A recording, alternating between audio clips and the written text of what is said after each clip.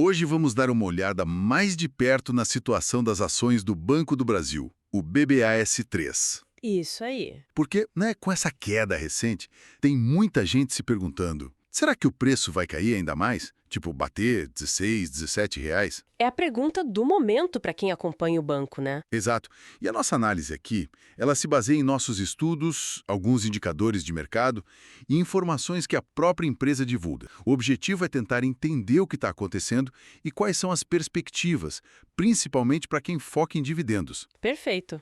Vamos analisar os números por trás dessa movimentação toda e, assim, tentar entender o que eles podem indicar sobre o futuro da ação e dos proventos. Bom, a gente observou uma queda bem significativa no preço das ações recentemente. Foi logo depois da divulgação de uns resultados que parece que não agradaram muito o mercado. Sim, gerou um certo nervosismo. Deu uma apreensão. Hoje, por exemplo, a cotação está ali girando em torno dos 21,71. Isso. Isso contrasta bastante com o histórico mais recente, né? Principalmente ali depois de 2021, a gente viu um crescimento muito forte de receita, de lucro, Sim, foi um período bom. o que fez os dividendos pagos, sei lá, entre 2016 e 2024 se multiplicarem bastante. Exatamente. Mas sobre essa queda agora, os fatores principais são alguns, né? Primeiro, os resultados do primeiro trimestre, que vieram bem abaixo das expectativas. Uhum. Segundo, um ponto importante, o aumento da inadimplência na carteira de crédito do agronegócio. O agro tem um peso relevante para o banco, né? E terceiro, a gente não pode esquecer o impacto de novas regulamentações. Teve a Resolução 4966 do Conselho Monetário Nacional, que mexeu um pouco nas regras de captação ligadas ao agro também. Ah, entendi. Então foi uma combinação de fatores. Exato. E de forma geral, a inadimplência total do banco tem crescido. Está se aproximando ali dos 4%. E a do agronegócio especificamente, aquela acima de 90 dias, que antes era perto de 1%, passou para mais de 3%. Nossa, um salto considerável. Sim. E isso acabou pressionando a receita agora no começo do ano. Certo. E tem um ponto que chama muito atenção nesse cenário todo. O dividend yield atual está batendo quase 10,7%. Como que essa métrica se relaciona com a queda no preço da ação? Ótima pergunta. É fundamental a gente entender como o yield é calculado, né? Basicamente, é o dividendo pago por ação dividido pelo preço da ação. Certo. Então, quando o preço da ação cai, como aconteceu com o Banco do Brasil agora, e o dividendo que o banco paga, o valor em reais, ou se mantém ou não cai na mesma proporção. O percentual do yield aumenta. Exatamente, o denominador da cota diminui, então o resultado, o yield, sobe. Ah, por isso que saiu de patamares anteriores, tipo 8,7%, para esses mais de 10,5% atuais. Isso, a queda na cotação deu essa turbinada no yield percentual.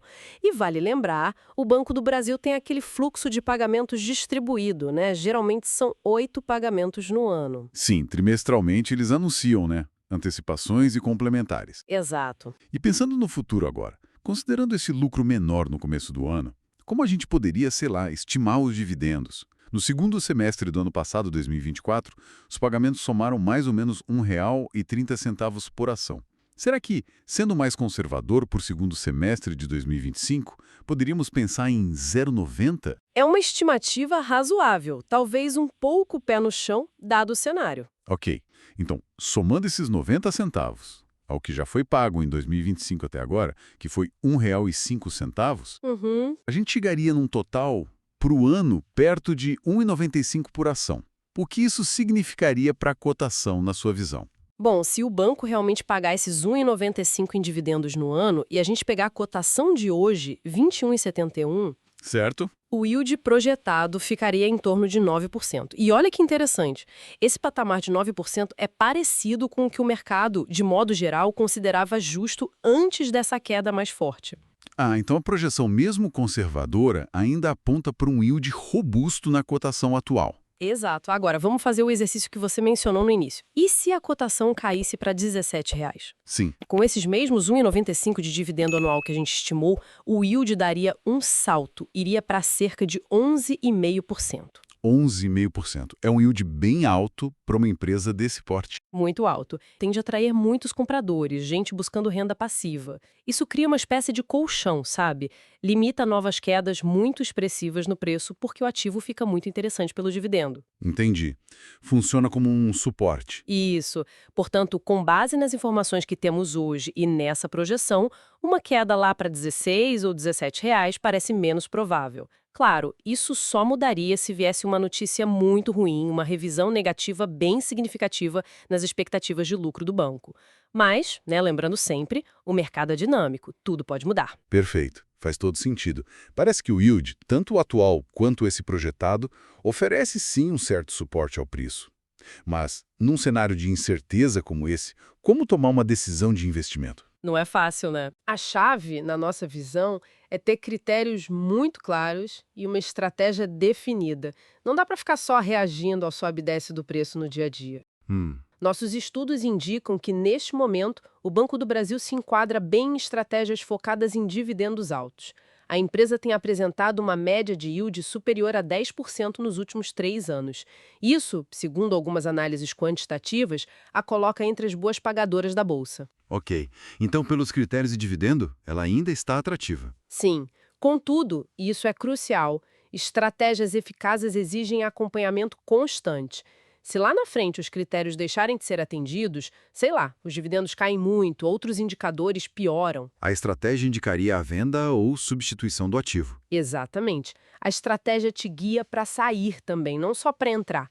E tem um dado histórico interessante para colocar em perspectiva. Qual? Olhando o histórico bem longo, desde 1994, a ação do Banco do Brasil, mesmo somando os dividendos recebidos, rendeu menos que o CDI no período. Poxa, isso mostra a importância de diversificar e não apostar tudo numa única tese, né? Sem dúvida. Ajuda a calibrar as expectativas. Bom, o cenário do Banco do Brasil sempre gera muita discussão, muito debate.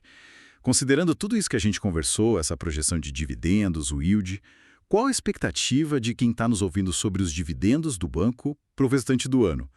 Vocês acham que essa projeção de 1,95 por ação se concretiza? Ou talvez seja mais, talvez menos? Deixem um comentário aí para a gente saber o que vocês pensam. Boa! Queremos ouvir a opinião de vocês. Não esqueça de curtir e se inscrever no canal para acompanhar mais conteúdos como esse. E lembrando sempre, este é um mercado de renda variável, a Bolsa de Valores, onde o risco é inerente. Toda e qualquer decisão de investimento é responsabilidade exclusiva de cada investidor. É isso aí. Um abraço e até a próxima! Até mais.